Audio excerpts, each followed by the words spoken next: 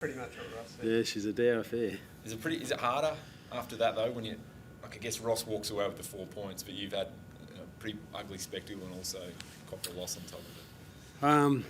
I know they're a good side and they've played some good footy this year, and we're pleased we were able to make it a contest. Now, I think everyone would have seen some opportunities that we had through the game, and particularly in the first half. There was 3 chances where they were nearly walking soda goals, and somehow we found a way to miss them.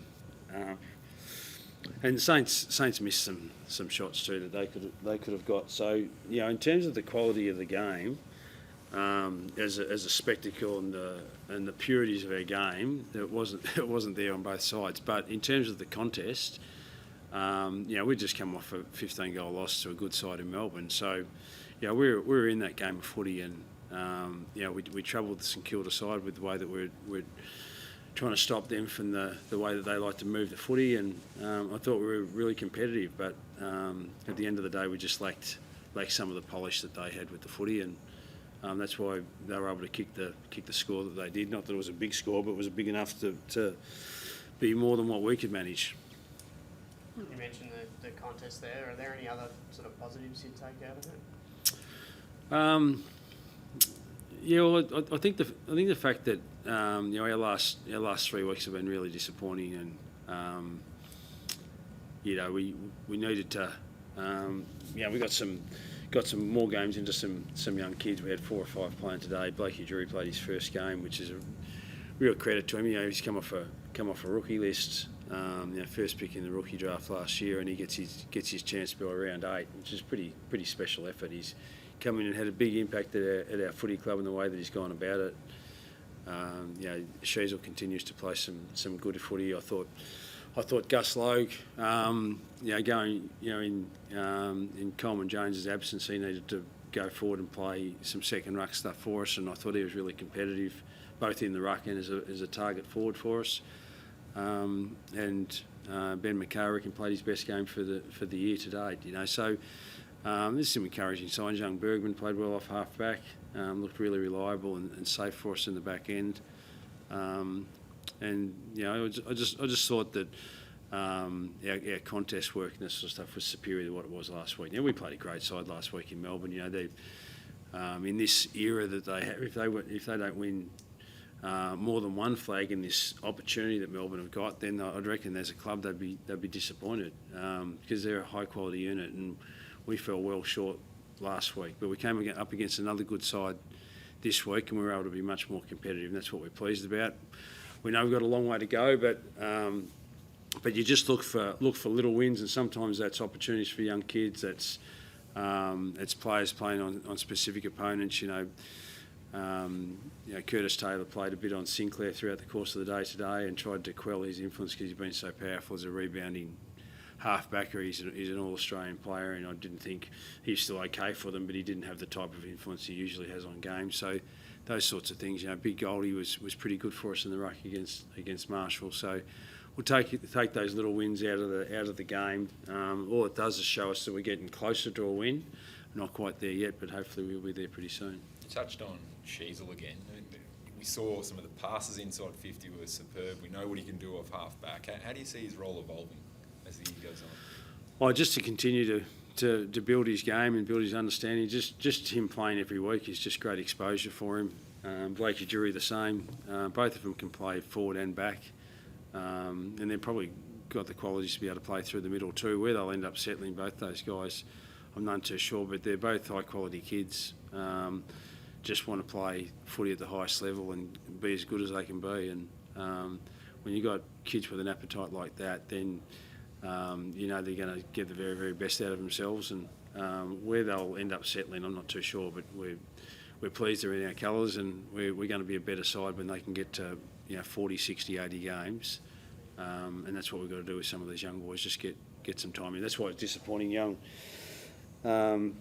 Comben hurt his leg last week. He was going along really well for us, and he'll miss 10 games. Hopefully he'll be back for the last half a dozen games or so for the year. But we just need to get some time into these kids and show our supporters and for them to believe in themselves that they belong at this level and can be a big part of our future. Is that going to be one of the challenges of the next couple of months? Obviously, you mentioned Comben and only managed 4 goals tonight. Is that going to be sort of one of the big challenges for that sort of, I guess, manufacture goals and scores, competitive scores, that sort of thing? Yeah, well, listen, it was a low-scoring affair. It was only 48 inside 50s each today, so that was pleasing for us too. You know, the Saints can be a side that can get, you know, flowing the ball quickly, especially from their back end. I think they're one of the best sides in the competition from transitioning from back end to front end. So to keep them to 48 inside 50s, we had 48 ourselves. So you think you'd kick more than 4 goals from 48 entries.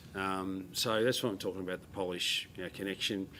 St Kilda dropped numbers back, so it's hard to actually penetrate. So we're sitting here disappointed that we didn't score more, but some of the credit's got to go to St Kilda. They make it very, very difficult for all sides in the competition to score, let alone a side that's struggling a bit to find its way forward. And we just need to slowly get better. And you know, the fact that we were able to restrict their score too was pleasing. So that made it a pretty dour affair and wasn't a great spectacle. But in terms of the contest, it was certainly much better than what we faced last week against Melbourne. Ben obviously was subbed out against probably the second time in a month. It's obviously a very delicate situation with the club's all-time greats. Is it possibly an uncomfortable chat might have to be had in the next couple of months? Next couple of weeks? How's his position there side? Yeah, well, I mean, he's like any other player. He needs to perform in the role that he's got, and there was like the game we were here against Carlton on Good Friday. He just hadn't. You know, his role in the side is to be a clearance beast and in and strong around the contest, and he wasn't providing that for us in the game today, unfortunately. So you know, you get to 3/4 time, and you know, sometimes we've made the sub at halfway through the third quarter, and then someone gets injured. And you think, so we waited a little bit longer today, made it at 3/4 time, but it wouldn't have mattered. All coaches make the assessment of who's making a contribution in the roles and who's a little bit down on what they're contributing to the side. And Cunners was the one today that we thought we'll try and get Lazaro onto the ground and get some fresh run and mix it up. And you know, our work in the last quarter was a lot better in that space. Now that's not really a reflection of Cunners, but we just needed to make a change, and he was the one that we thought should come out. I mean, it's obviously probably hard to answer, but is he spot in the team? Might he have to work a bit harder to keep his spot in the team going forward, or not? Well, we'll wait and see how that all pans out throughout the week. But everyone wants to play well every week, and he didn't have such a good day today. But as I said, he's got a fair few piggies in the bank, or pennies in the bank. What is it? Piggy bank. Piggies in the bank. Pennies in the piggy bank might be what I'm trying to say. But this needs to bring a ripper for our footy club, and yeah, he's a proud man. He'll be disappointed he didn't perform well today, but I'm sure he'll bounce back strongly. Taryn Thomas returns in the VFL. What did you make of his performance, and what's the latest with his situation?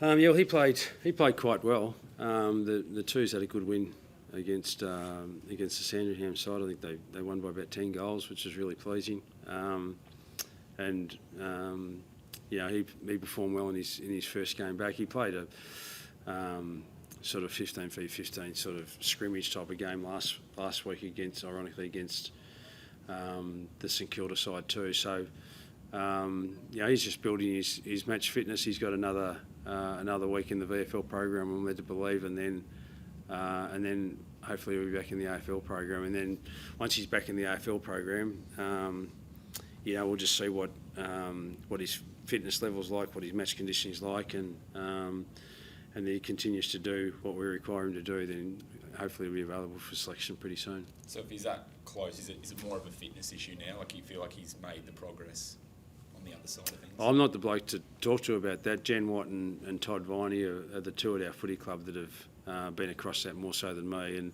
I've seen very little of Taryn since he's been out of the AFL program, and that'll hopefully ramp up a little bit next week when he returns to the AFL program. But yeah, once he gets back into it, I'll just more or less focus on his footy and what he needs to do there. And the footy side of it for mine is what's his fitness base like, and how many games does he need to play to get, you know, cherry ripe to be able to play at senior AFL footy. And yeah, we'll make that determination, and the rest of the stuff, Jen and Todd will look after off to the side. And have you caught up with Chris Fagan's statement at all? No. Does that mean anything to you? No. No, So, it was just mentioned to me that something had been released today, but so basically Chris has issued a statement regarding the reporting of the investigation, and he wanted to address things that he felt were inaccuracies in reporting, in particular the Herald Sun. Do you share those feelings about what you're seeing? Are you seeing much of what's been written or said? I haven't seen what Fags had to say, so I'd be out of line commenting on it really. All I know is that there's investigation that's been commissioned by the AFL, and we're yet to speak to the investigation panel. Until such time as we do, we don't know where this is going. Is mediation something you're open to? I'm open to speaking to the investigation panel first and foremost, and until such time as we get an opportunity to do that, then I don't really want to give too much consideration to anything else except the opportunity to speak to the panel and put forward our story. You're obviously a very, very experienced coach, but has this played, having this in the background, has it impacted your ability in any way, or just sort of, have you been able to sort of compartmentalise these sort of things? A little bit of both. It's you just got to get on with what you need to do. We've got a football side that we need to coach and a job that we need to do, and we'll just deal with the investigation when it pops up. But we're now nearing 7.5 or 8 months, and we still haven't had an opportunity to sit in front of them, which is extraordinary, really. 8 months. So we're looking forward to the day that we get that chance. Thank you. Thanks. Cheers.